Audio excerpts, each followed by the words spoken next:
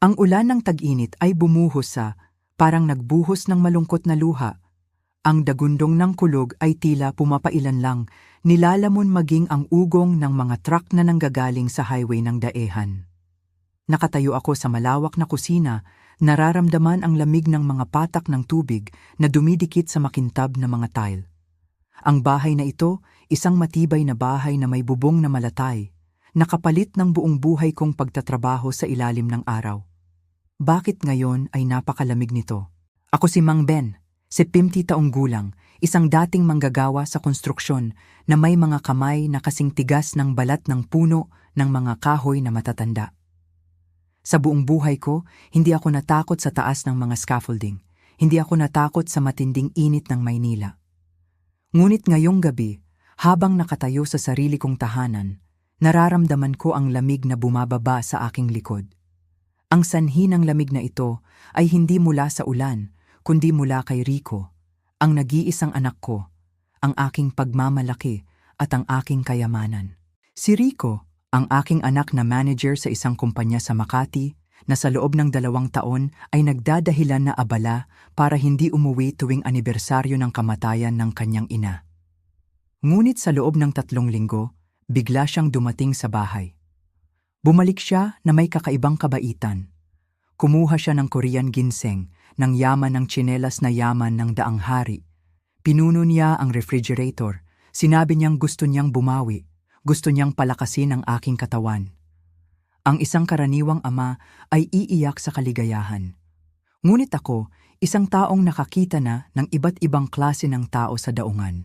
Ang konstruksyon ay nag-amoy ng kasakiman sa biglaang pagiging mabait na ito. Ang kwento ko marahil ay ang pinakamalupit na bangungot na hindi nais isipin ng sinumang magulang.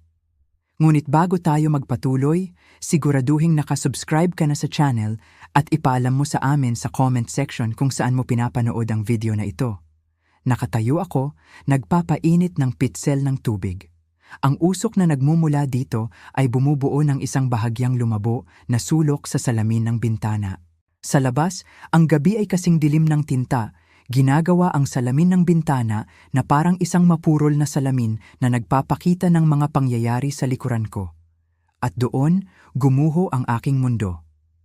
Sa malabong refleksyon sa salamin, nakita ko si Rico na nakatayo sa tabi ng kaldero ng nilagang manok na may kamote at kasoy. Ang pagkaing sinabi niyang siya mismo ang magluluto para sa akin upang palakasin ang aking mga buto. Nakita niya ang paligid na tila may pag-aalinlangan. Ang pagiging palihim ng isang magnanakaw, pagkatapos ay mabilis niyang inilabas mula sa kanyang bulsa ang isang maliit na pakete, ang kanyang kamay.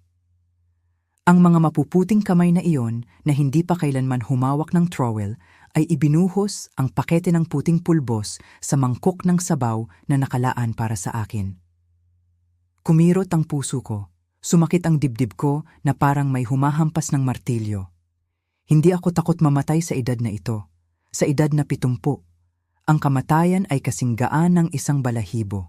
Ang nagpatigil sa akin ay ang katotohanan na nakikita ko sa aking mga mata. Ang anak na pinalaki ko ng buong pawis. Ang anak na nagutom at naghirap ako upang maging kasing husay ng iba. Ngayon, nilalason niya ang pagkain ng kanyang ama. Hindi lamang niya gustong patayin ako. Gusto niyang patayin ang huling bahagi ng pag-asa ko sa pagmamahal ng ama at anak. Nabulunan ako, gusto kong sumigaw, gusto kong sampalin siya at tanungin kung bakit. Ngunit ang instinct ng kaligtasan ng isang matandang lobo ay nangingibabaw kaysa dati. Hindi ako dapat magpanik. Kung ibubunyag ko siya ngayon, maaaring siya ay maging desperado.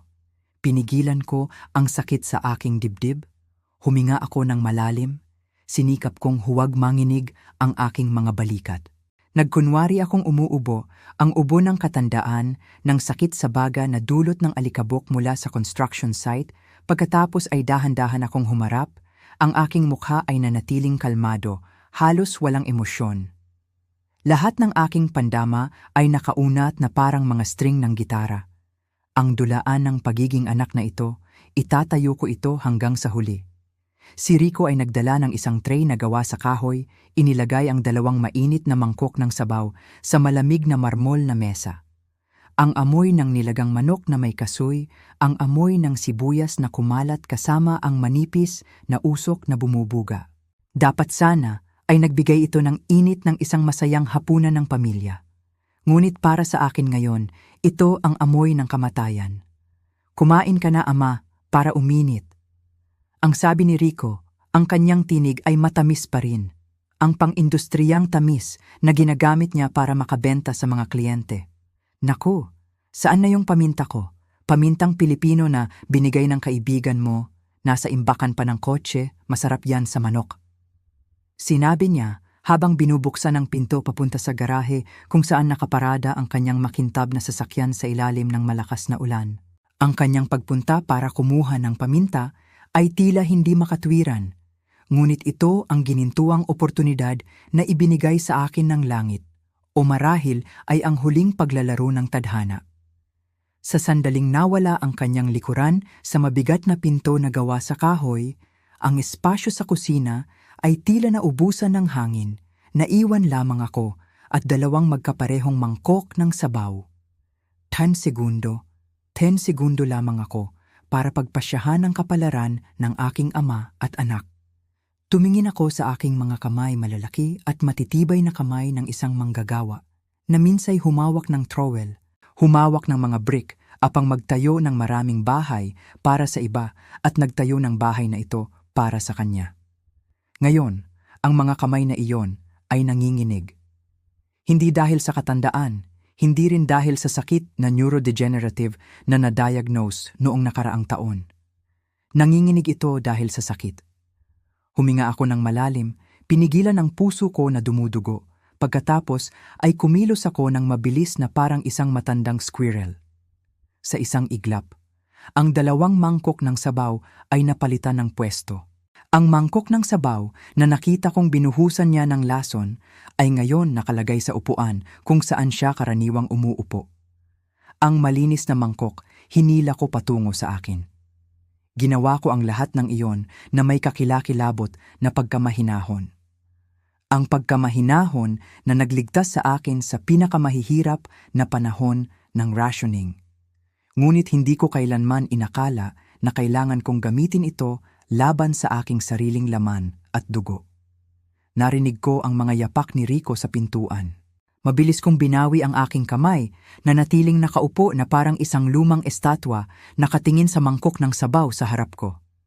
Pumasok si Rico, dala ang pamintang Pilipino, hinahaplos ang ilang patak ng ulan sa kanyang balikat.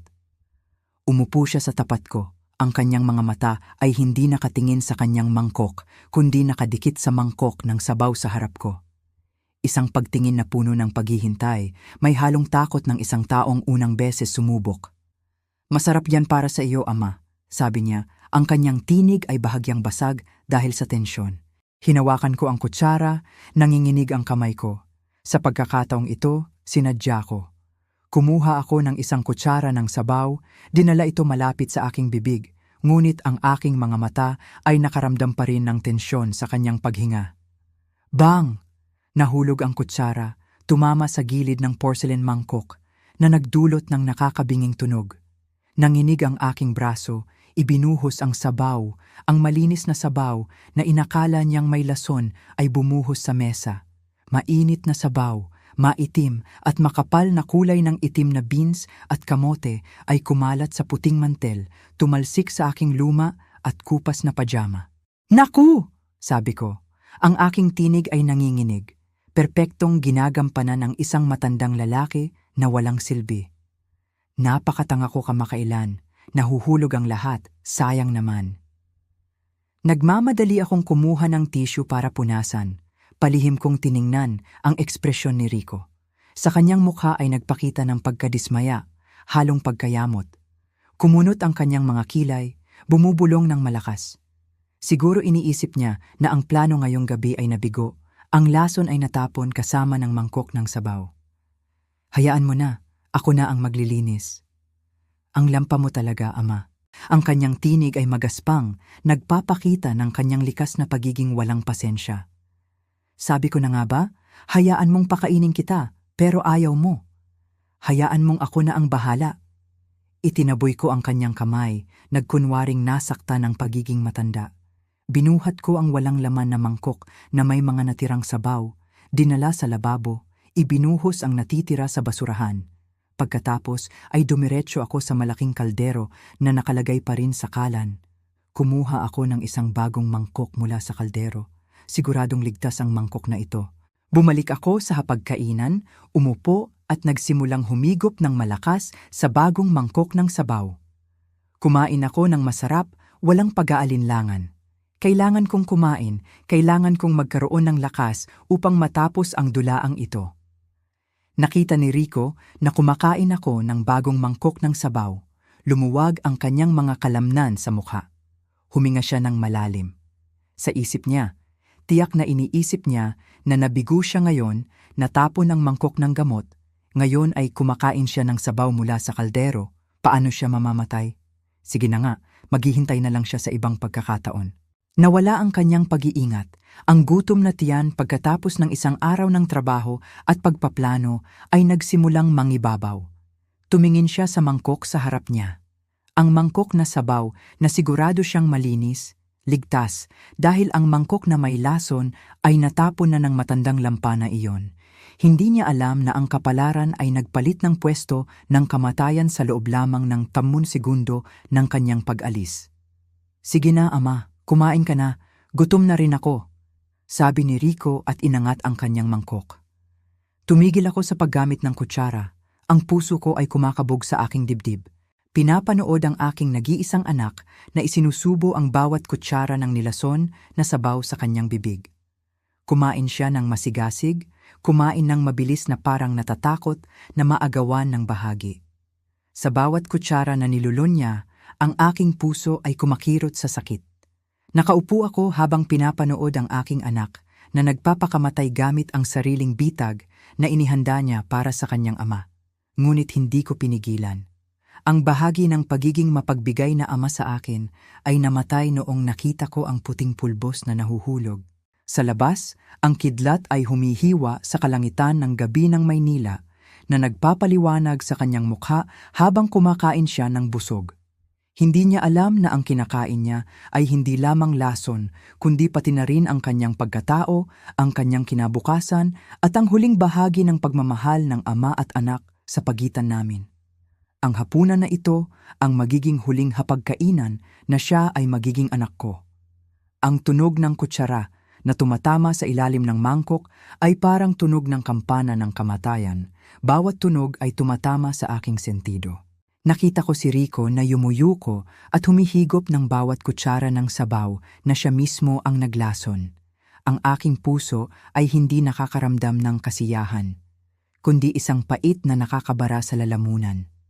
Sa sandaling ito ng pagkalito at panganib sa buhay, ang aking mga alaala, ang mga lumang pelikulang sepya ng mga mahihirap na panahon ay nag-rewind ng malinaw na parang kahapon lang.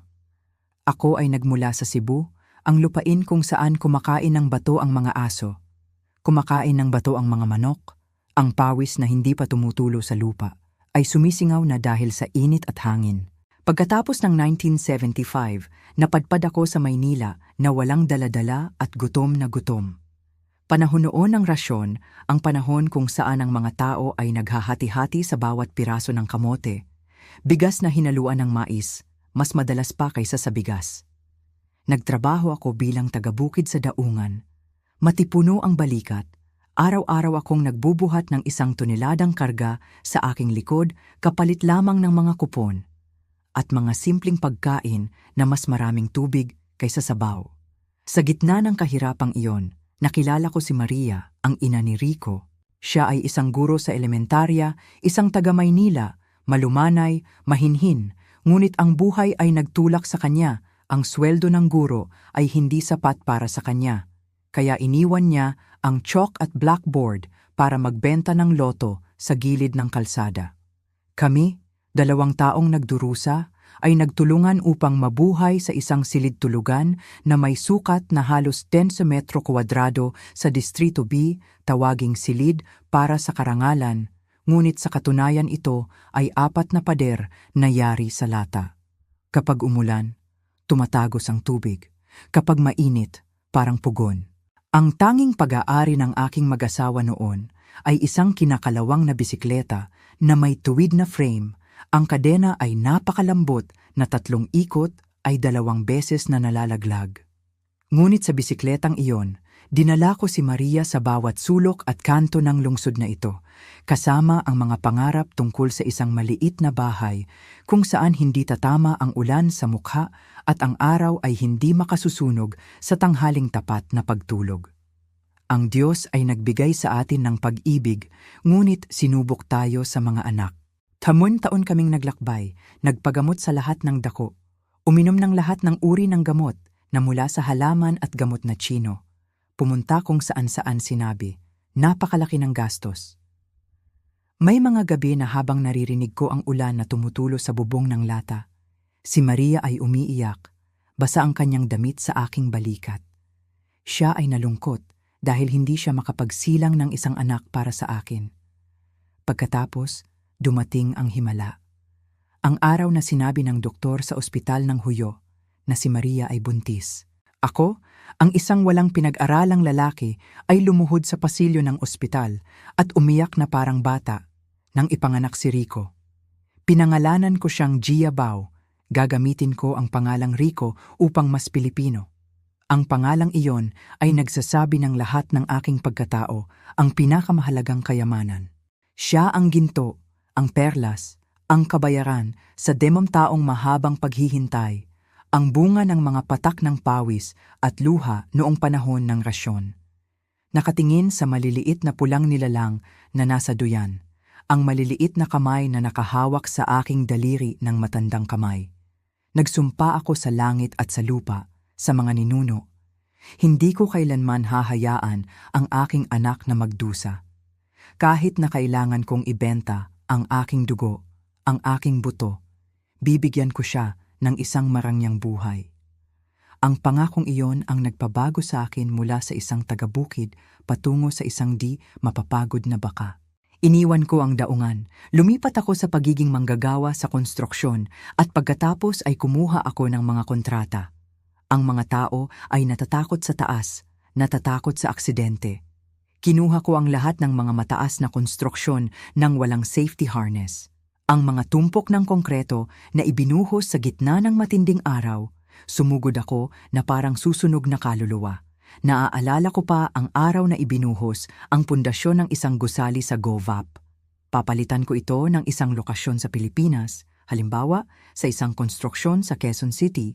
Ang scaffolding ay bumagsak. Nahulog ako mula sa 2 palapag. Nabali ang aking kanang paa. Ang sakit ay tumagos sa langit, malubhang pinsala sa ibaba. Sakit na tumatagos sa langit ngunit nakahiga sa stretcher na dinadala sa ospital sa aking isipan, ay hindi ko iniisip ang aking malubhang nasirang paa, ngunit iniisip lamang ang mamahaling gatas na ipinangako kong bibilhin para kay Rico ngayong hapon. Ang paa na iyon ay gumaling, pagkatapos ngunit nagkaroon ng kapansanan tuwing nagbabago ang panahon na naging permanenteng epekto na nagpapaalala sa akin ng halaga ng pera. Ngunit nagpasakop ako dahil mula mismo sa mga pawis at luha na nahalo sa mortar. Bawat brick ng bahay na ito sa Hocmon, palitan ko ito ng isang lugar sa Pilipinas, halimbawa sa probinsya ng Cavite, ay naitayo. Ang bahay na ito na may 4 na silid at bubong na malatay, kung saan ako nakaupo sa tapat ng aking anak na kumakain ng sabaw ng kamatayan, ay ang pawis at luha ng aking buong buhay. Itinayo ko ito nang matibay ang pundasyon ay may mga concrete pile na malalim ng 10 metro. Ang mga pader ay may 2 layer ng brick apang maputol ang init, ang sahig ay may pinakamahusay na uri ng granite tiles. Maingat kong pinili ang bawat door handle, bawat bombilya na may kaisipan na ito ang magiging matibay na kuta na magpoprotekta kay Rico, ang magiging dote upang makapangasawa siya pagdating ng panahon at magkaroon ng apo na may lugar na paglalaruan. Tumingin ako sa paligid ng kusina. Naroon ang peklat sa kahoy na pinto kung saan minsan tumama si Rico habang nagbibisikleta. Naroon ang mga marka ng taas na iginuhit sa dingding na nagmamarka sa bawat yugto ng kanyang paglaki. Bawat sulok ng bahay ay puno ng aking bulag na pagmamahal. Itinayo ko ang lahat ng ito sa pinakabanal na pagmamahal ng ama at anak, sa walang interes na sakripisyo ng isang hindi edukadong ama. Ngunit ngayon, sa kabalintunaan, ang pinakamahalagang kayamanan na ito ay nakaupo doon. Sa bahay na itinayo ko ng dugo, kumakain ng sabaw na inakala niyang magpapadala sa akin sa kabilang buhay upang makuha lamang ang mga walang buhay na brick na ito. Hinigop niya ang huling kutsara ng sabaw, dinilaan ang kanyang mga labi ng masarap. Tiningnan ko siya, ang aking puso ay kumikirot. Lumabas na ang panata ko noon na hindi ko hahayaang magdusa ang anak ko kahit isang araw ay naging sentensya ng kamatayan sa kanyang karakter at halos sentensya ng kamatayan para sa aking sariling buhay. Ang ulan sa labas ay hindi pa tumitigil, ngunit sa aking puso, ang bagyo ay nagsisimula pa lamang. Nagtatanong ako kung ang sabaw ng manok na niluto ng kanyang ina noon at ang sabaw ng manok na may kamote na dala niya ngayon ay magkatulad ang lasa? O lahat ba ay naging bulok dahil sa pera at kasakiman at hindi na makakain? Habang pinapanood ko si Rico na ubusin ang huling kutsara ng sabaw, ang aking puso ay hindi gumaan, kundi bumigat na parang may pasan na tingga. Ang paraan ng pagkain niya, ang paraan ng pagpunas niya ng kanyang bibig nang may kasiyahan, lahat ay nagpapakita ng nakakatakot na kapayapaan ng isang taong sanay na alagaan. At sa sandaling ito, sa espasyong ito na puno ng kamatayan at pagpaplano, ako ay mapait na napagtanto na ang halimaw na nakaupo sa harap ko ay hindi natural na ipinanganak. Ako at ang aking bayarang asawa ang nagpalaki sa kanya gamit ang pinakabulag at maling pagmamahal. Ang aming pamumuhunan sa kanya ay isang ganap, ngunit hindi makatwirang sakripisyo. Naaalala ko ang mga panahong iyon, ang mag-asawa, ay nabuhay na parang mga ligaw na hayop na nagtatago sa madilim na kuweba upang makuha ang pinakamasarap na karne para sa anak. Ang pagkain ng mag-asawa ay palaging mga pinakuluang gulay na sinasawsaw sa toyo. Paminsan-minsan ay may ilang piraso ng tuyong isda na maalat. Murang piraso ng isda na ibinebenta ng mga tindera sa palengke sa hapon. Ang aking damit ay may punit sa balikat, kupas sa leeg, tinahi ng paulit-ulit na hindi na makilala ang orihinal na kulay ng tela. Si Maria naman ay palaging may 2 lumang pajama at ang kanyang tsinelas ay kupas na sa sakong. Ngunit si Rico ay iba. Siya ay nabuhay na parang isang maliit na prinsipe sa lungga ng kanyang mga magulang. Mula pagkabata, uminom siya ng imported na gatas, nagsusuot ng cotton na damit na bumabayo ng pawis, ang amoy ng mamahaling fabric softener, ang halimuyak na iyon na ang aking damit na puno ng amoy ng pawis at alikabok ay hindi kailanman magkakaroon. Nag-aral siya sa isang prestihiyosong paaralan, sinusundo ng isang pamilyar na tricycle driver dahil natatakot kami sa init at ulan na baka siya magkasakit. Napakasikip ang aming proteksyon para sa kanya na hindi niya alam na sa labas, ang bagyo ay bumabayo sa likod ng kanyang mga magulang araw-araw. Ang tugatog ng bulag na pag-aalaga na ito ay noong siya ay hindi nakapasa sa pampublikong unibersidad. Ito ay isang malaking dagok sa akin. Ngunit sa halip na mapahiya at magsumikap, siya ay nagwala at nagdemanda. Siya ay nag-enroll sa isang pribadong unibersidad na kilala bilang paaralan ng mayayaman na may napakataas na matrikula. Nagsikap akong magtiis, iniisip na ang pamumuhunan sa edukasyon ay hindi kailanman malulugi. Ngunit hindi pa siya nakakapasok sa paaralan, umuwi siya na galit. Nagsimulang manghingi ng bagong motor at isang MacBook. Ang mga kaibigan ko, lahat sila ay may mga scooter at gumagamit ng mga high-tech na computer. Nakakahiya akong sumakay sa lumang motor na ito, walang gustong makipaglaro sa akin. Siya ay sumigaw sa loob ng masikip na bahay na yari sa lata. Sa oras na yon, sinampal ko siya. Hindi, tahimik lang ako. Ang pakiramdam ng kahirapan ang nagpatakot sa akin na baka ang aking anak ay mahigitan ng iba. At pagkatapos ay gumawa ako ng isang bagay na mali sa mga ninuno. Ibinebenta ko ang lupain ng aking pamilya sa Cebu, ang huling piraso ng lupa na iniwan ng aking mga ninuno. Ang pera mula sa pagbebenta ng lupa, kasama ang ipon ng mag-asawa, ay naubos upang bilhin ang makintab na motorsiklo, at ang computer na may larawan ng kinagat na mansanas. Akala ko ito ay mga kagamitan para sa kanyang pag-aaral, ngunit lumalabas na ito ay mga alahas lamang upang ipagmalaki ang kanyang walang laman na pagkatao. Habang mas lalo siyang pinalayaw, ang binhi ng kasamaan sa kanya ay lalo pang lumalim at lumaki ng kakaiba. Nagsimula siyang mahiya sa kanyang pinagmulan. Pinigilan niya akong bisitahin siya sa paaralan. Sinabi niya, "Tingnan mo ang sarili mo, Ama. Ang damit mo ay puno ng alabok, ang iyong mga kamay at paa ay basag.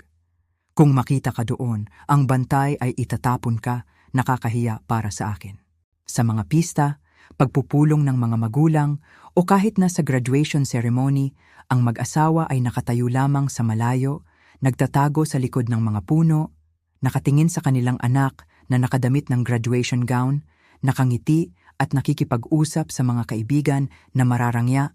Pagdating ng panahon, malalaman ko na sa student registration form at sa mga usapan sa mga kaibigan, hindi niya kailanman sinabi na ang kanyang ama ay isang manggagawa sa konstruksyon at ang kanyang ina ay nagbebenta ng loto. Sa paningin ng iba, ang mga magulang ni Rico ay mga malayang negosyante, nagmamay-ari ng mga ari-arian sa labas ng lungsod. Itinanggi niya ang pawis ko. Itinanggi ang pasanin na mabigat sa balikat ng kanyang ina kapalit ng isang mapagpanggap na marangyang pamagat. Nang siya ay nagtapos at nakakuha ng trabaho sa isang kumpanya, sa pananalapi, ako at si Maria ay napaluha sa tuwa. Sabik kaming naghihintay sa unang sahod, hindi dahil sa pagiging sakim sa pera ng anak, kundi sa pag-asa lamang ng isang kilos ng paggalang, isang pakete ng biskwit, isang scarf, o simpleng isang hapunan na inaalok niya sa mga magulang. Ngunit hindi, ang unang sahod na iyon, hindi siya nagdala ng kahit isang kusing. Ginamit niya ang lahat ng pera upang bumili ng isang pares ng sapatos na nagkakahalaga ng 10 milyong piso at nanlibre ng mga kaibigan sa isang bar sa Distrito 1 bilang pagdiriwang sa pagtatapos ng pagiging estudyante. Nang mahinahong paalalahanan ni Maria, "Anak, kahit ano pa ang iyong gawin, kailangan mong malaman kung paano pamahalaan ang iyong pera. Magtipid kung sakaling magkasakit ka." Ito ay kanyang itinapon ng may pagmamataas. Ano ang alam ng ina mo? Ang ina mo ay nabubuhay sa panahon ng lumang rasyon. Ngayon ay panahon ng 4.0. Sa labas, kailangan mong magkaroon ng porma. Kailangan mong magsuot ng mga branded na damit. Magmaneho ng magarang sasakyan para igalang ka ng mga kasosyo upang makapirma ng malalaking kontrata. Kung magtitipid ka tulad ng mga magulang mo, makukuha mo lang ang mga mumurahing barya habang buhay. Ang pangungusap na iyon ay parang kutsilyong tumusok sa aming dangal. Porma, ang kakaibang salitang iyon ay naging gabay sa kanyang buhay. Mas mahalaga sa kanya ang makintab na balat kaysa sa kalooban. Siya ay handang mangutang, handang tapak-tapakan ang sakripisyo ng kanyang mga magulang upang patunayan ang kanyang sarili. At ngayong gabi, habang nakaupo siya doon, sa kanyang bakal na puting damit, ngunit nabubulok na kaluluwa, nauunawaan ko na ang trahedya na ito ay hindi nagkataon. Ang sobrang pag-aalaga ko ang nagtanggal sa kanya ng pagkakataon na lumaki. Pinrotektahan ko siya mula sa ulan at araw upang sa gayon ay kapag dumating ang bagyo ng kasakiman, wala siyang moral na depensa upang labanan ito. Siya ay handang patayin ang kanyang ama upang mapanatili ang peking porma na matagal na niyang pinaganda. Ang binhi ng kasamaan noon, ngayon ay naging isang nakakalason na puno. Ang kanyang maitim na mga ugat ay mahigpit na nakapalibot sa leeg ng kanyang mga magulang. Kung ang aking pagpapalayaw ang naging matabang lupa para sa binhi ng kasakiman, ang kamatayan ng aking asawa si Maria ang naging panahon kung saan ang nakakalason na puno ay namunga ng mapait na bunga na naglantad ng buong malupit at walang puso na pagkatao ni Rico. Dinala ako ng alaala pabalik sa taong 2023, ang taon kung saan ang langit ng Cavite ay parang gumuho sa aking ulo. Si Maria, ang mabait na asawa na kasama kong dumaan sa pinakamahirap na panahon, ay natuklasang may huling yugto na ng kanser sa atay. Nang hawakan ng doktor ang resulta at umiling, naramdaman ko ang aking mga tuhod na humina, ang lupa at langit ay umiikot. Tinago niya sa akin ang mga matagal ng sakit sa loob ng maraming buwan. Binigyan lang ng murang plaster para sa sakit upang makatipid ng pera para sa negosyo ni Rico. Ang mga ospital ng kanser noong mga araw na yon ay puno, labis na puno. Ang aking asawa, isang payat na matandang guro, ay kinailangang sumiksik sa pasilyo kung saan ang hangin ay malakas at ang amoy ng disinfectant ay hindi kayang takpan, ang amoy ng kamatayan, amoy ng dugo at mga mahihinang daing ng sakit. Nakikita ang aking asawang naghihirap, ang balat ay dilaw na parang turmeric, ang tiyan ay namamaga.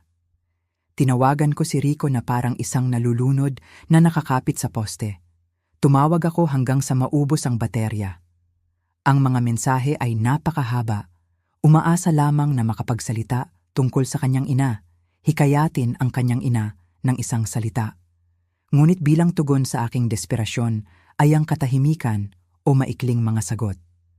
Nasa meeting ako, nasa client meeting ako, kritikal ang phase ng proyekto. Sa ikatlong araw, nang sabihin ng doktor na maghanda para sa mga kaukulang pag-aayos, siya ay nagpakita. Lumitaw siya ng eksaktong 15 na minuto. 15 na minuto na mahalaga na pinakiusapan ko siya sa telepono. Pumasok si Rico sa masikip na pasilyo ng ospital na may makintab na puting damit at Swiss watch sa kamay. Nakasuot siya ng 2 maskara, nakatayo 2 metro ang layo sa kama ng kanyang ina. Ang kanyang mga mata ay nagpapakita ng pagkasuklam. Parang takot na mahawa ang mga mikrobyo. Hindi niya hinawakan ang kamay ng kanyang ina, hindi hinawakan ang noo ng kanyang ina, nakatayo lamang doon at tumitingin sa relo.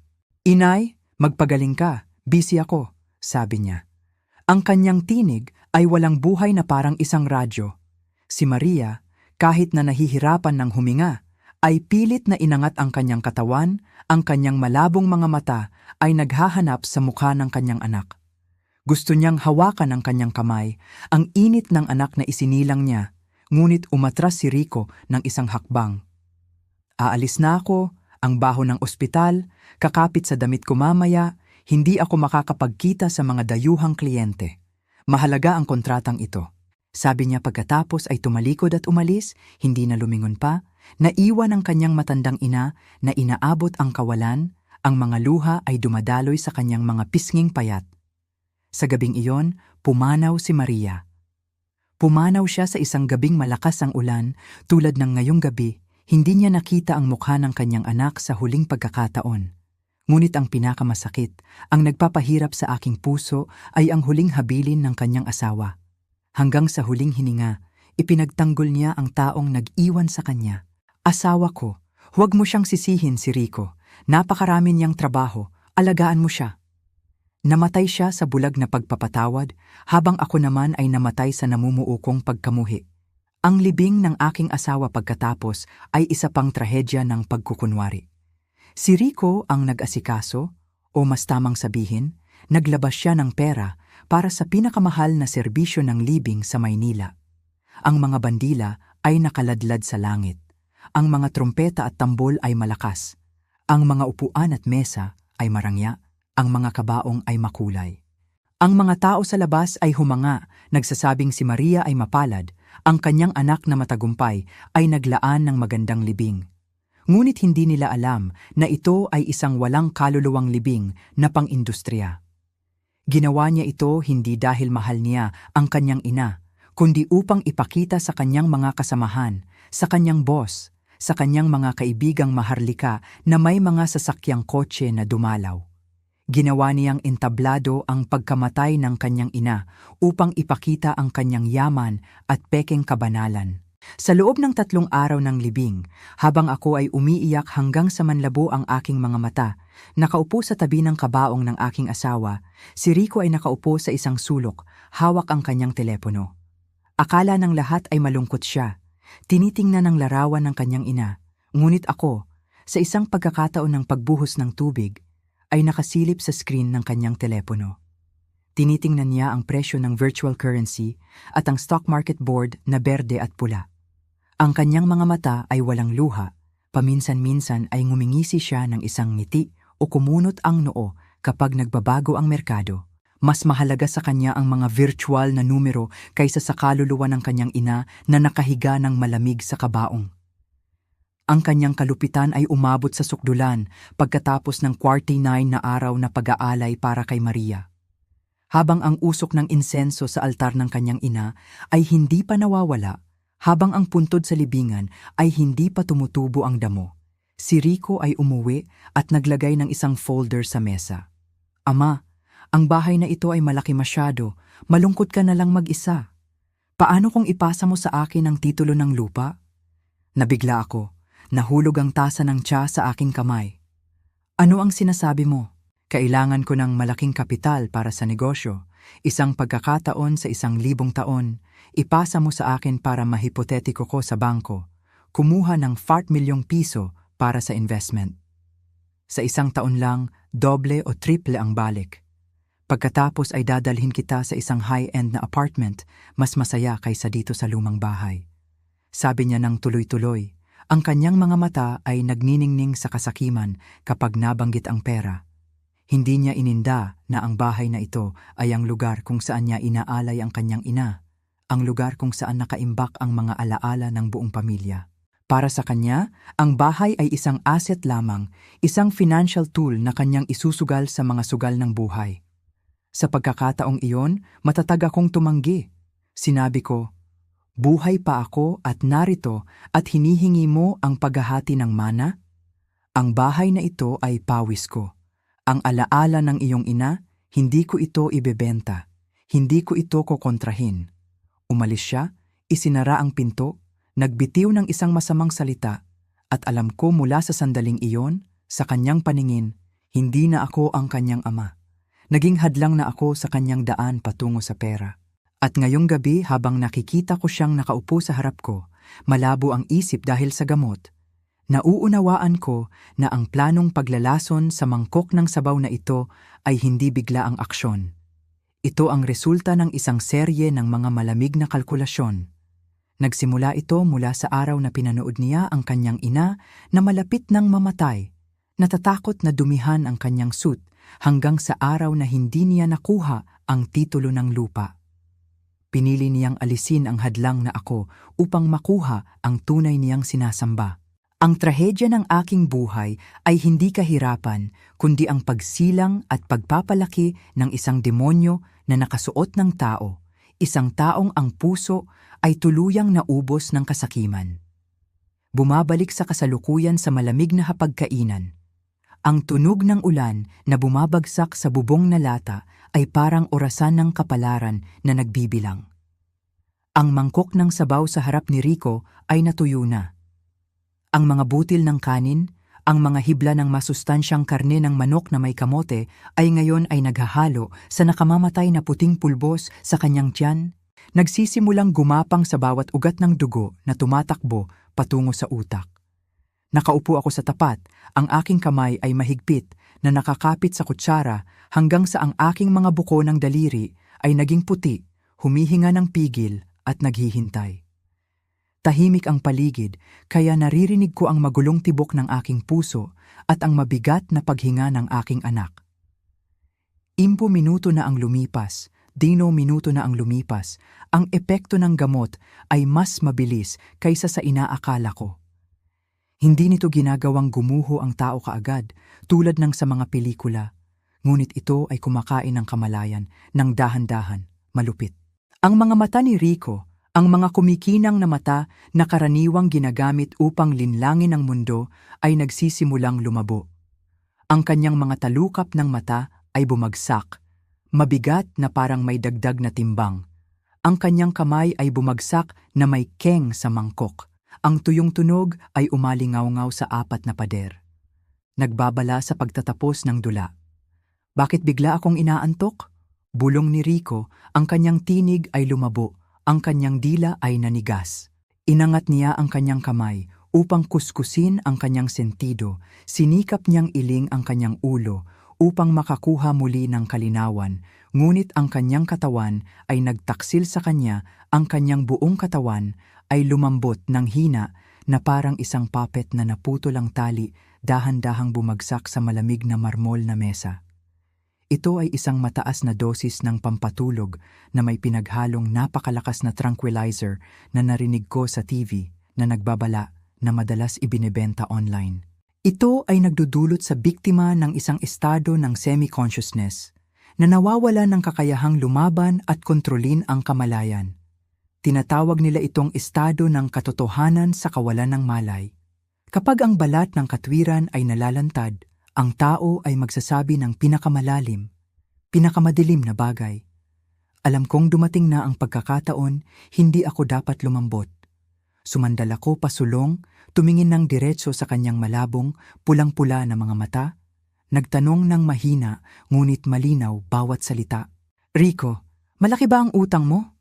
Ang tanong ko ay parang susi na umiikot sa kalawang na kandado sa kanyang naguguluhang isipan. Tumingala si Rico sa akin. Ang kanyang tingin ay nawala ng pokus, lumilipad sa isang malayo na puno ng takot. Ngumisi siya ng isang hangal ng ngiti na hindi ko pa nakikita sa kanyang gwapong mukha. Natalo na ako, Ama. Bulong niya. Dumadaloy ang laway sa kanyang mga labi na hindi niya pinunasan. Nawala na ang lahat. Bumagsak ang virtual money, nagdilim ang stock market, naubos na ang pera ko.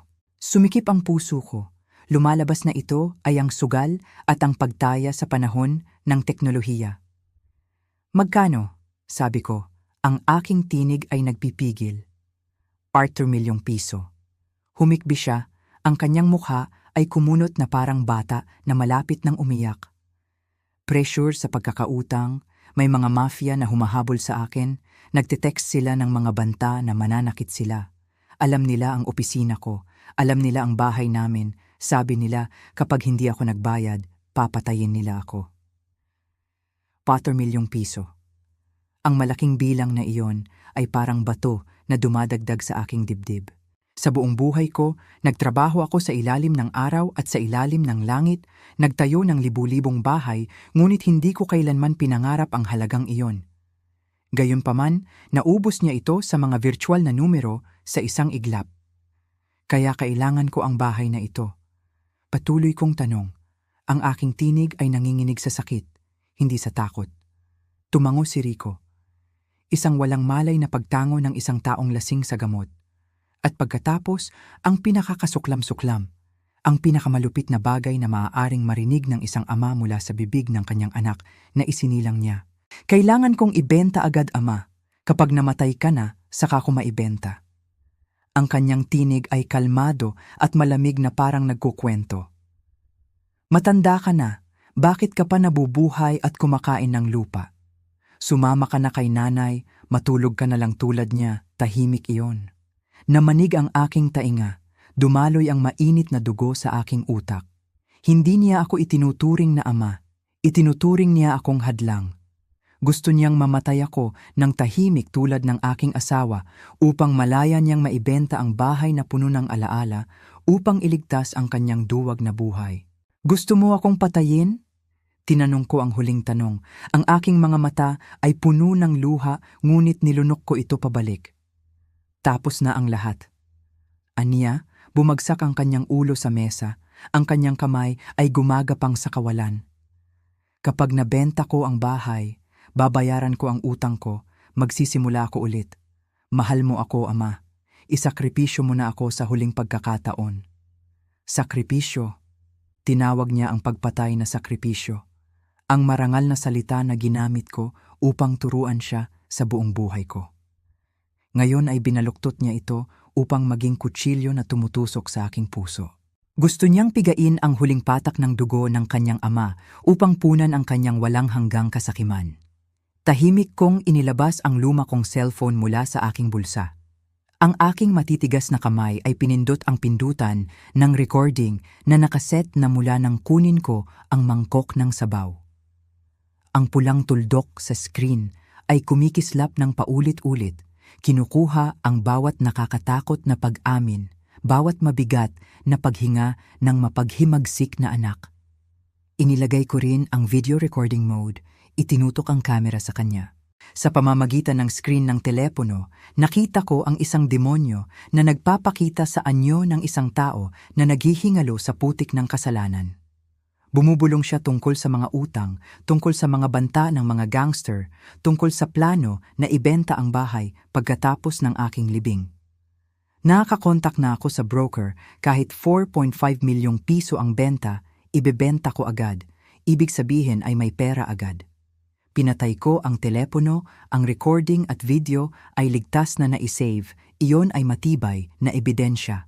Hindi para ipakulong ko siya, wala akong lakas ng loob na gawin iyon sa aking sariling dugo, kundi upang hatulan ko ang aking sarili, hatulan ng kamatayan ang aking walang malay at bulag na paniniwala sa kanya sa loob ng 30 taon. Tiningnan ko ang aking anak na unti-unting lumalabo dahil sa gamot, ganap na bumagsak ang kanyang ulo sa kanyang braso. Ang kanyang paghinga ay naging pantay na parang isang bata na mahimbing na natutulog. Ngunit ang pagtulog na ito ay walang kapayapaan. Ito ay pagtulog ng kasalanan. Tumayo ako, ang matandang anino ay bumabagsak mula sa kusina. Hindi ko na nararamdaman ang sakit. Ang sakit ay lumampas sa limitasyon ng pagdurusa at naging pamamanhid. Sa harap ko ngayon ay hindi na isang gintong block o pilak, kundi isang kumikilos at humihingang piraso ng laman na nawalan na ng pagiging tao. Ngayong gabi, 2 bagay ang namatay sa bahay na ito. Ang isa ay ang banal na pagmamahal ng ama at anak, at ang isa pa ay ang dating mahinang tao ni Mang Ben.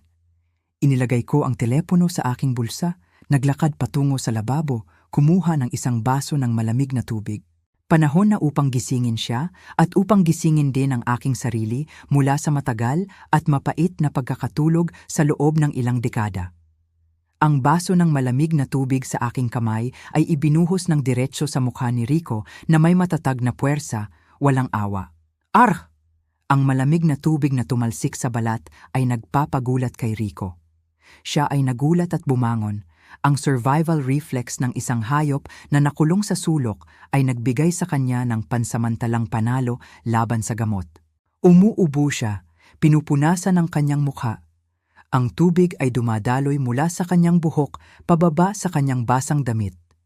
Ang kanyang mga mata ay bumukas ng malaki na puno ng pagkalito at pagkatapos ay tumingin sa akin. Ang kanyang ama na nakatayo na parang isang buhay na korte ng budhi. Ama, ano po ang ginagawa niyo?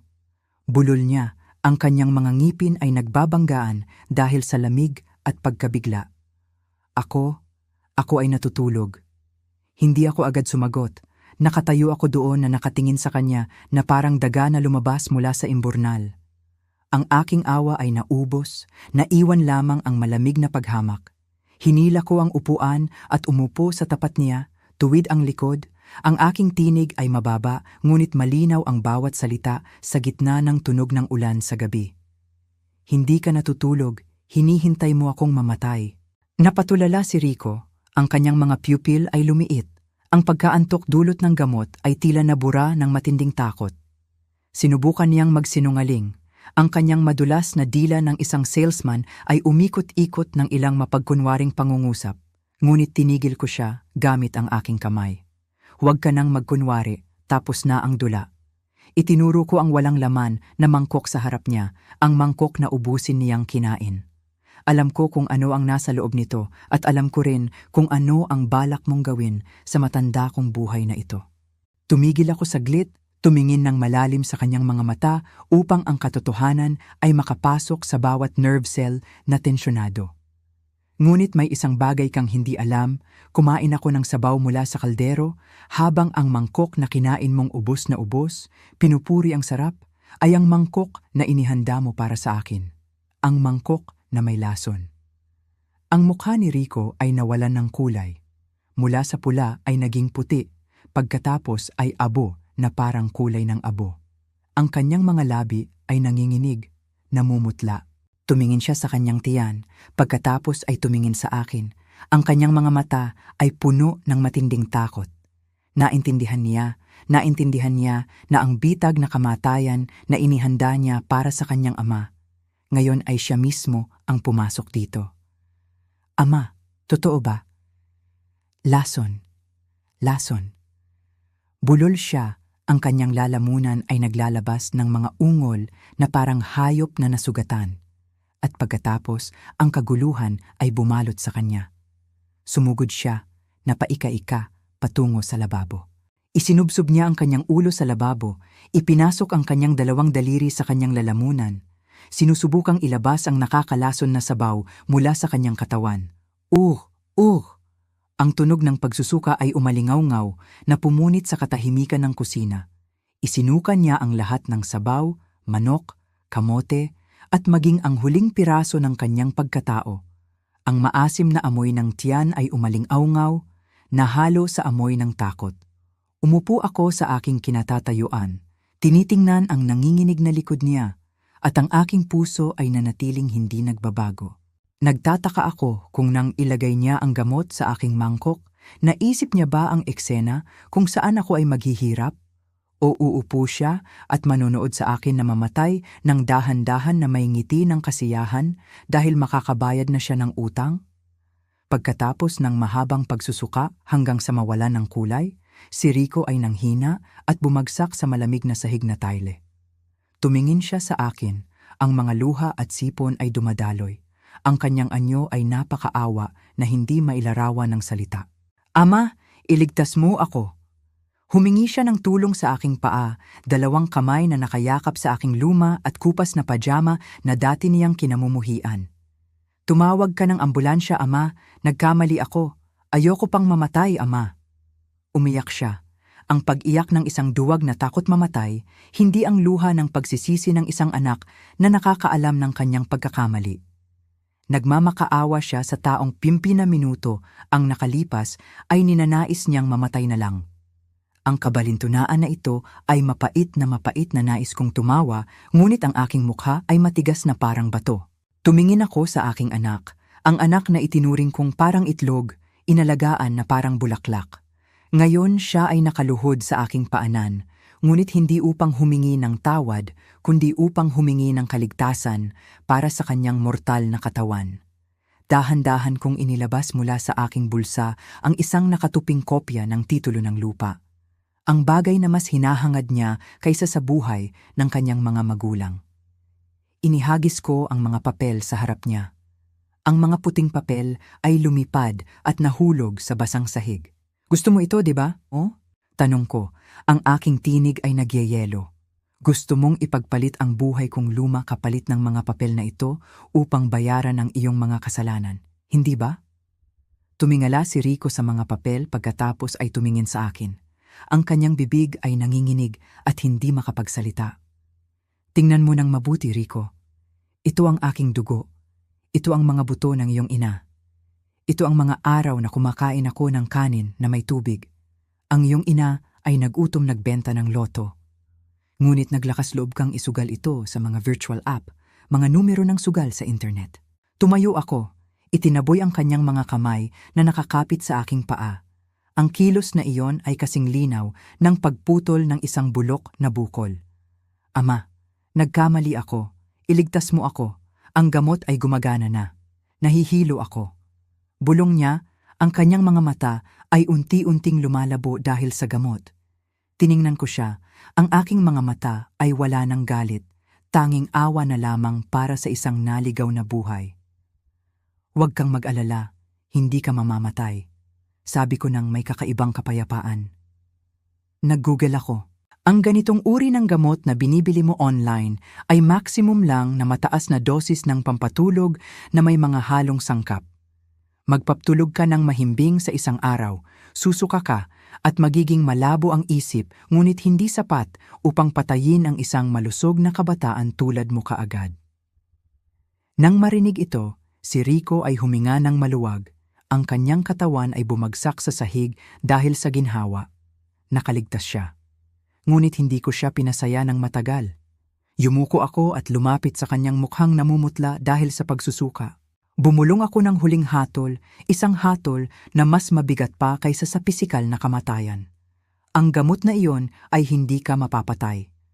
Ngunit sa korte, ang tunay na kamatayan ay naganap na.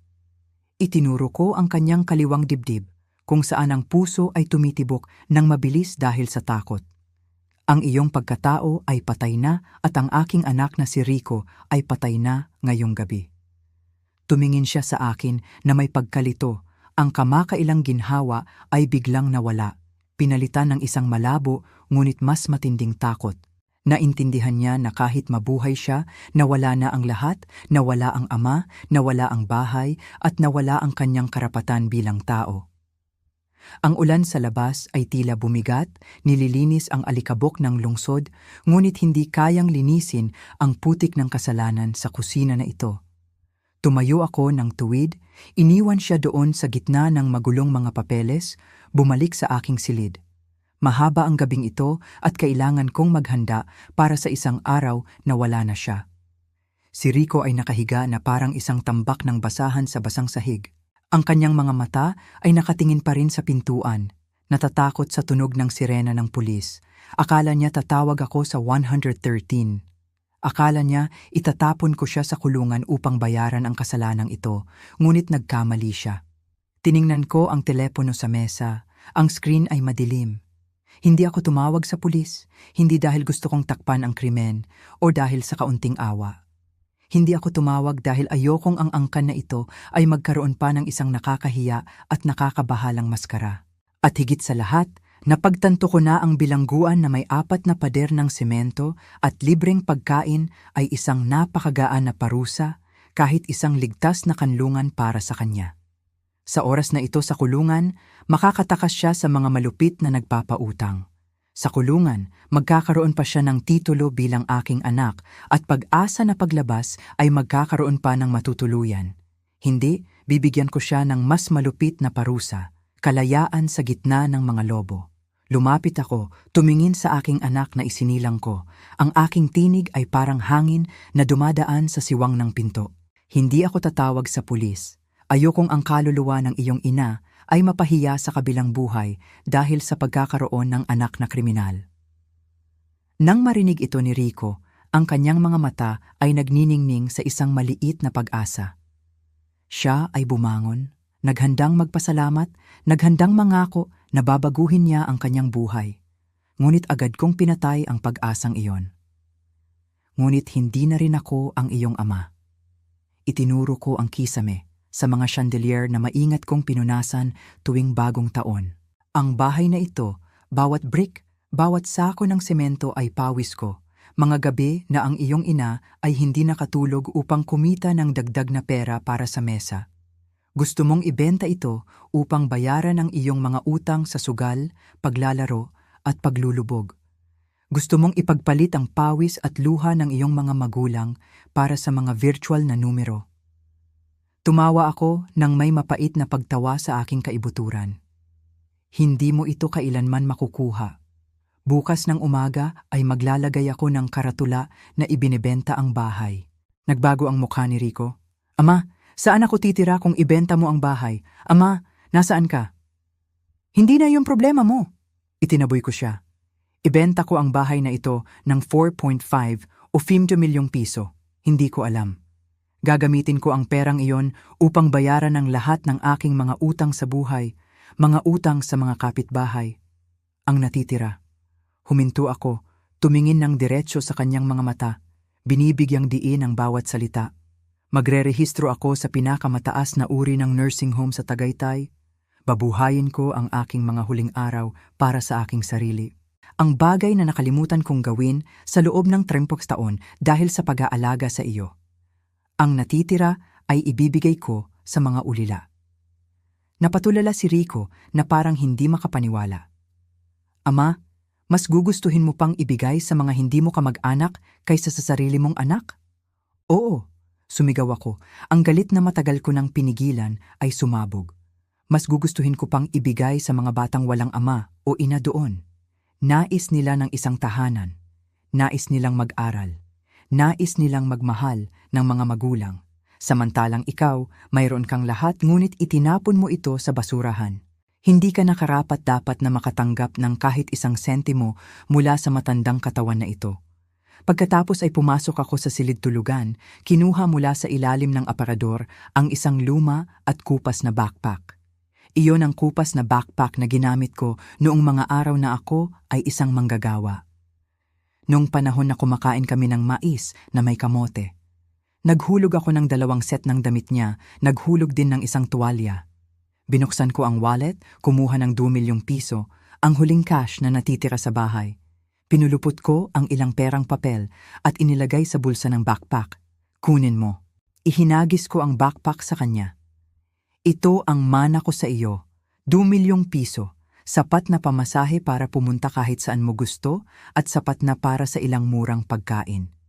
Dati, nagpunta ako sa Maynila upang magsimula ng buhay na may 2 walang laman na kamay. Ngayon, binibigyan kita ng puhunan para sa iyong pagtatayo ng negosyo na 2 milyong piso. Napakalaki na para sa iyo.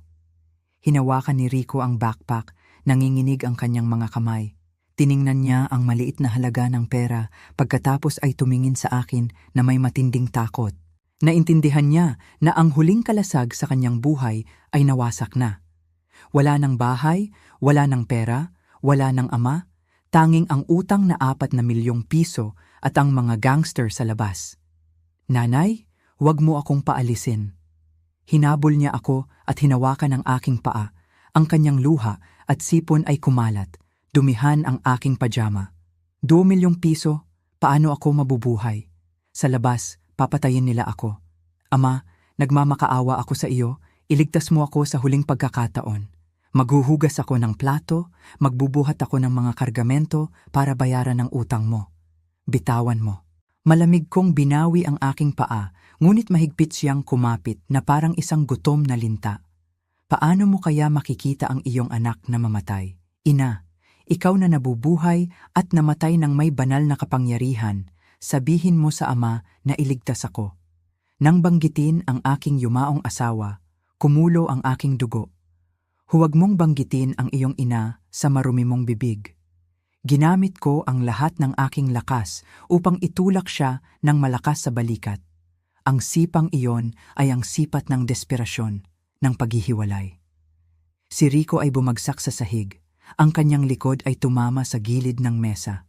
Tiningnan ko siya ngunit sa kakatwa, hindi ko na naramdaman ang sakit tulad ng dati. Ang imahe ng kanyang maliit na anak ay ganap na nawala. Sa harap ko lamang ay isang hamak na lalaki, isang parasitiko na umubos ng sigla ng pamilyang ito. Ang lipunan ng magtuturo sa iyo ng mga aral na nabigo akong ituro sa iyo at sa iyong ina. Sabi ko, ang aking tinig ay lumubog at naging malamig. Natatakot kang mamatay? Kanina gusto mong mamatay ako. Natakot ka ba? Ngayon kung mabuhay ka o mamatay ay depende sa iyong tapang. Kung mamatay ka, ako ang kukuha ng iyong bangkay. Ngayon, umalis ka sa aking paningin.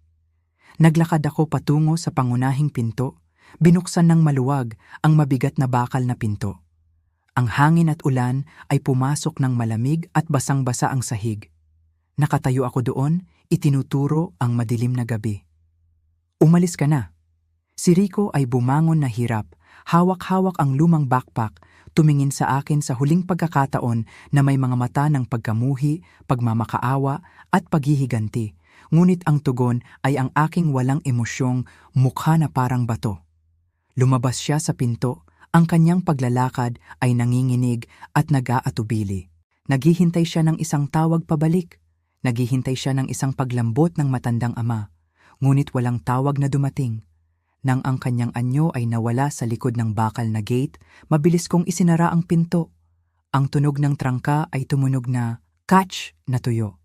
Malinaw na parang tunog ng martilyo ng hukuman na nagpapahayag ng hatol.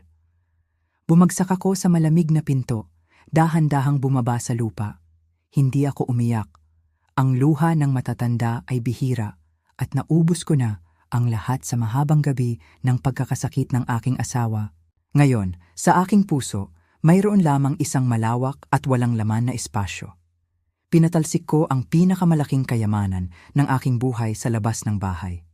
Ngunit alam kong ginawa ko ang tama. Ang pagpapanatili sa kanya ay pagpapahamak sa kanya at pagpatay sa aking sarili.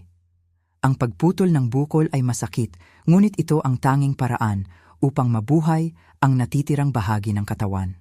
Ngayong gabi, ang ulan ng Maynila ay tila umiiyak para sa sakit ng isang ama na naging pinaka-nag-iisa sa mundo. Ang bakal na pinto ay sumara ng malakas, pinaghihiwalay ako at ang aking nag-iisang anak sa isang malamig na pader ng metal at desperasyon. Ngunit hindi agad umalis si Rico. Sa gitna ng umuugong na ulan ng gabi ng Maynila, naririnig ko pa rin ang tunog ng kanyang pagbagsak sa gate. Ang sigaw na nauubos ay umalingaw-ngaw sa buong eskinita. "Nanay, buksan mo, pinatay mo ako." Siya ay sumigaw na parang sugatang hayop, parehong mabangis at nakakaawa. Nakatayo ako, nakasandal sa pinto, ang aking mga mata ay nakapikit. Ang aking mga kamay ay mahigpit na nakahawak sa aking dibdib na masakit sa bawat sandali. Tuwing tunog ng pagkatok sa pinto niya ay isang martilyong nagpapatak ng pako sa aking puso, ngunit hindi ako maaring magbukas. Ang pagbukas ng pinto ngayon ay pagbubukas ng impyerno para sa ating mag-ama. Pagkatapos, ang kumikislap na flashlight ng mga kapitbahay ay nagsimulang sumikat. Ang tunog ng mga aso na tumatahol, ang tunog ng mga tao na nag-iingay. Ano ang kaguluhan na iyan? Sikat na pagyayabang. Ang bagay na kinakasaparan ni Rico sa buong buhay niya sa huli ay ang nagpatalsik sa kanya. Natatakot na makita ang kanyang kahinaan at kahihiyan. Natatakot sa mga nakakaintindi na mata ng mga kapitbahay. Ang tunog ng pagkatok sa pinto ay humina at pagkatapos ay nawala. Narinig ko ang tunog ng kanyang mga yapak na lumilipad sa daan na puno ng tubig na lumalayo at pagkatapos ay lumubog sa itim na ulan.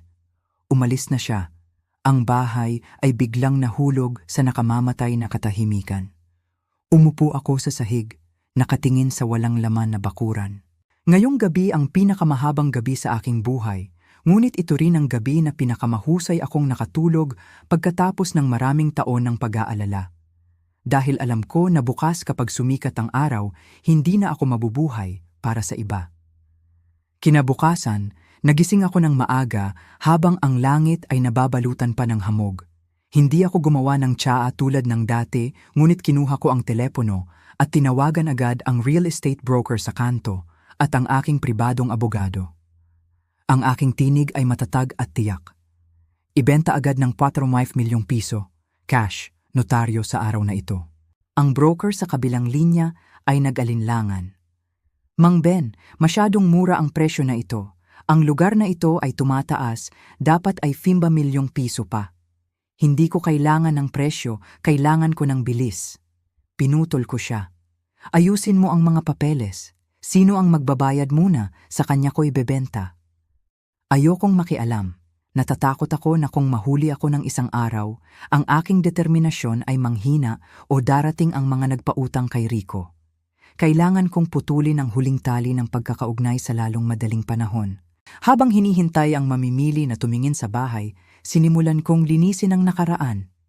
Tinawag ko ang mga mangangalakal ng basura, mga nagbebenta ng lumang gamit.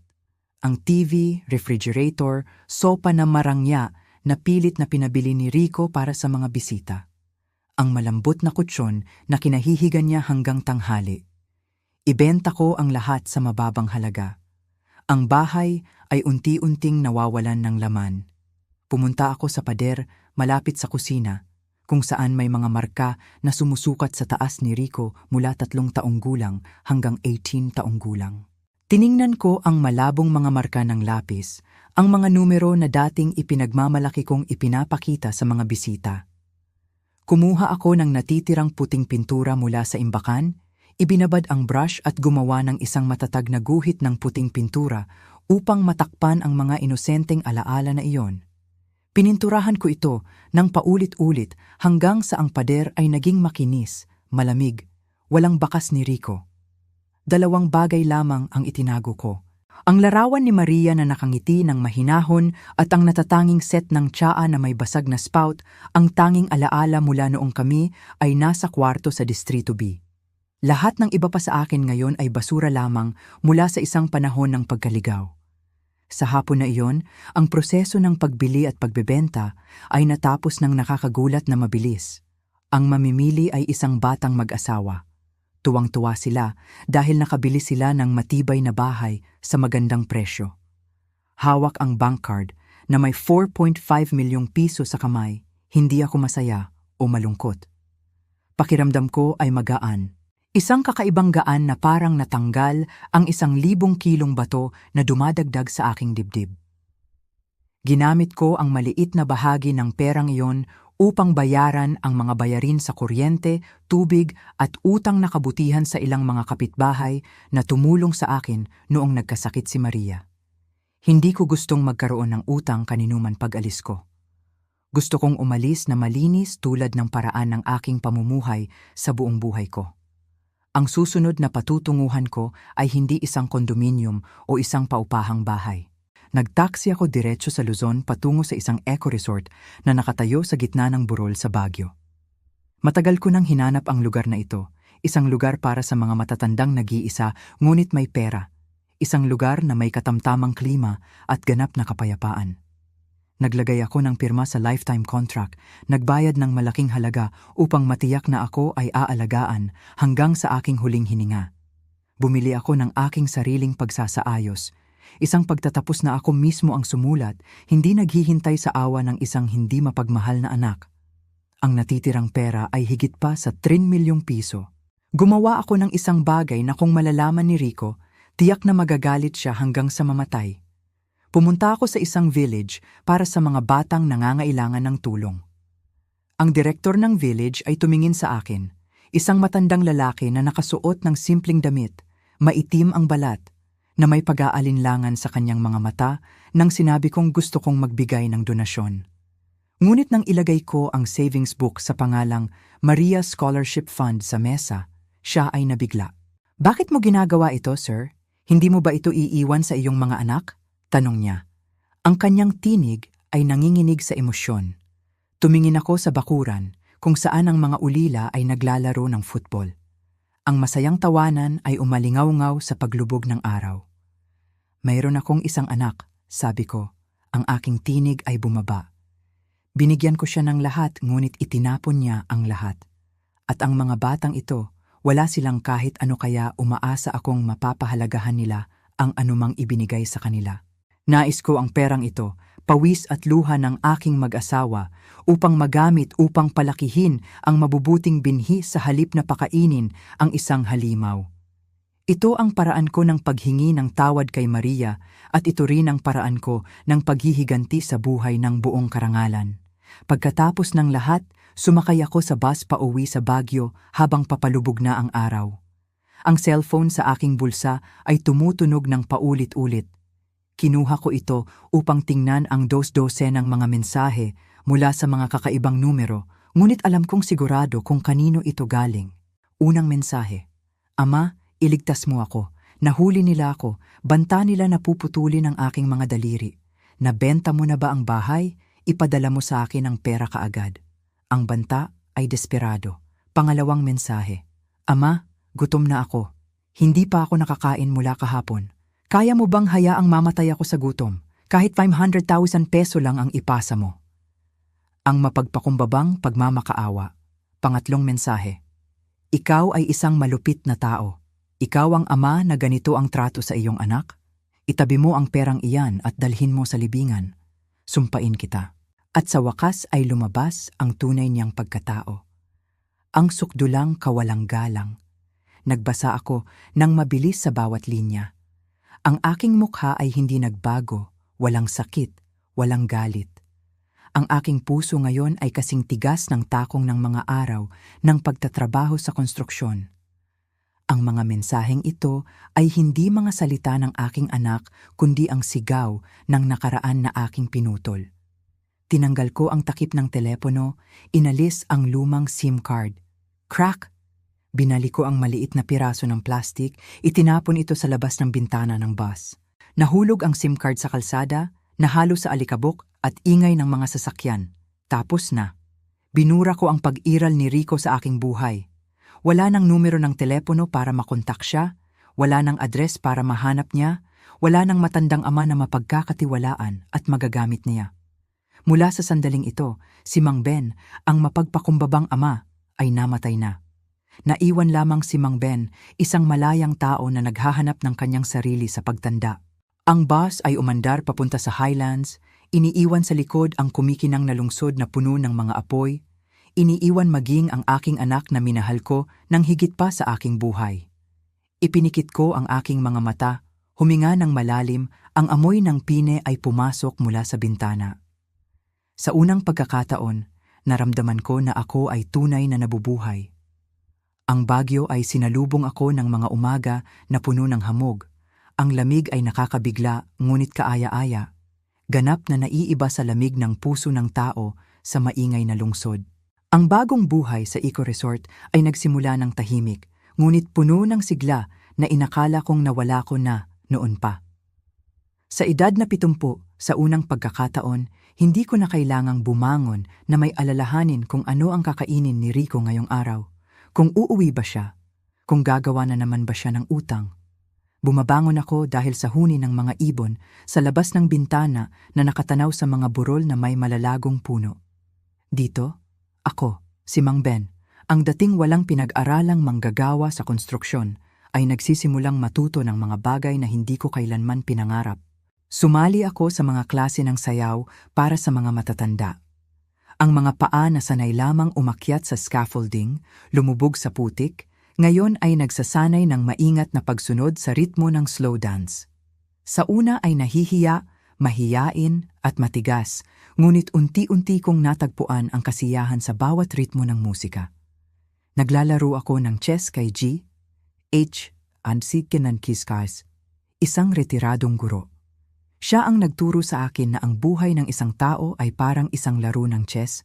Ang mahalaga ay hindi kung gaano karaming piyesa ang mapapanatili, kundi kung alam mong isakripisyo ang piyesa sa tamang oras upang mapanatili ang posisyon. Ginugol ko ang karamihan ng aking oras sa malinis na hardin sa likod ng resort.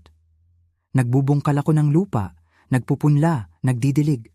Nakikita ko ang mga binhi ng berdeng repolyo at litsugas na tumutubo mula sa lupa. Ang aking puso ay nagiging mapayapa. Ang mga halaman ay hindi nagsisinungaling, hindi nagtataksil.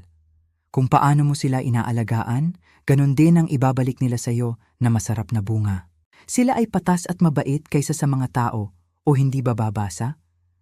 Mas mabait kaysa sa anak na ginugol ko ang aking buong buhay sa pagpapalaki ngunit nakatanggap lamang ng mga tinik. 1 taon ang lumipas, ang aking balat ay naging mapula, ang aking ngiti ay nabawasan ang mga malungkot na kulubot. Ngunit ang nakaraan ay patuloy na kumakatok, kahit na bilang mahihinang eko lamang.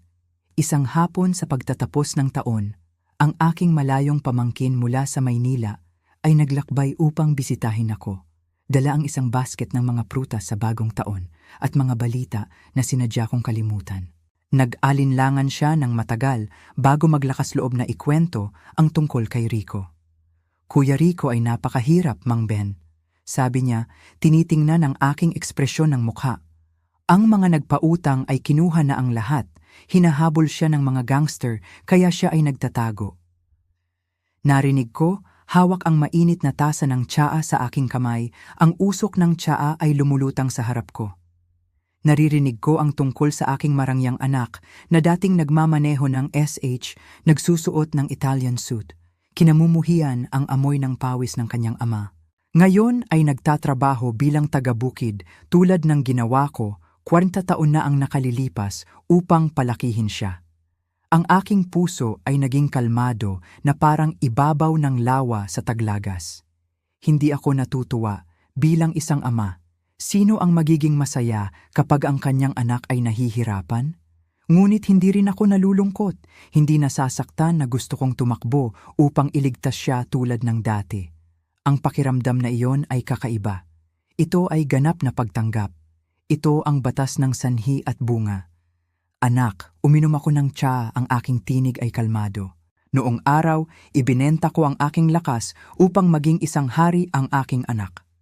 Hindi niya pinahalagahan, kaya tinuruan siya ng buhay na magbenta ng lakas upang matuto kung paano maging tao. Hindi ko matuturo ang aral na iyon.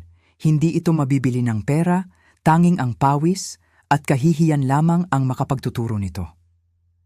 Ang pamangkin ay tumingin sa akin.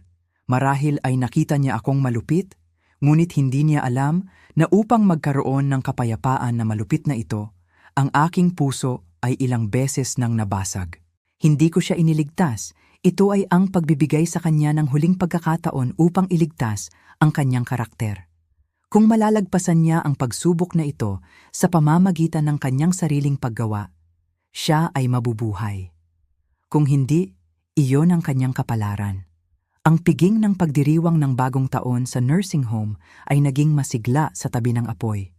Kami, ang aming mga matatandang kaibigan, ay nagtipon upang magkwentuhan tungkol sa mga lumang araw, tungkol sa mga anak.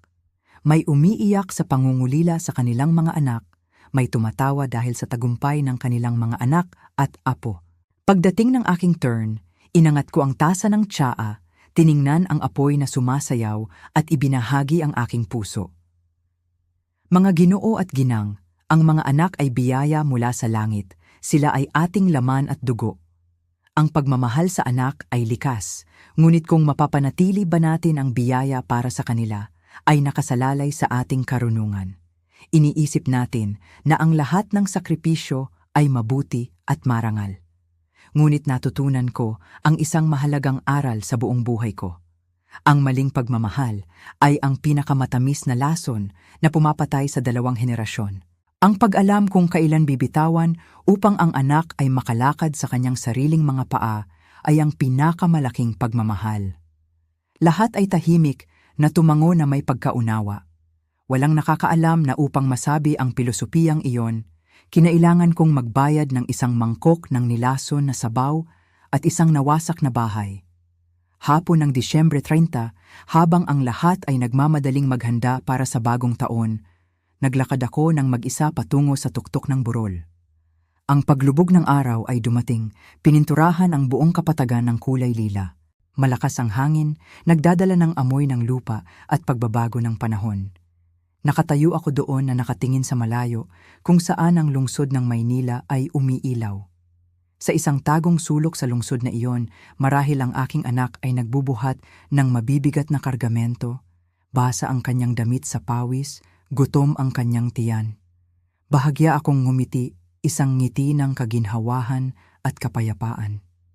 Hindi ko na kinamumuhian ang sabaw ng manok na nilason noon. Sa kabaligtaran, tahimik kong pinasalamatan ito. Kung hindi dahil sa sabaw na yon, ako ay mananatiling isang bulag na matanda, nabubuhay ng malungkot sa paggamit at panlilinlang. Ang sabaw na iyon ay ang kutsilyo na pumutol sa malas na tali, ngunit ito rin ang aking tiket upang mahanap ang kaligtasan. Ito ay masakit ngunit kinakailangan upang mabawi ko ang karapatan kong mabuhay para sa aking sarili.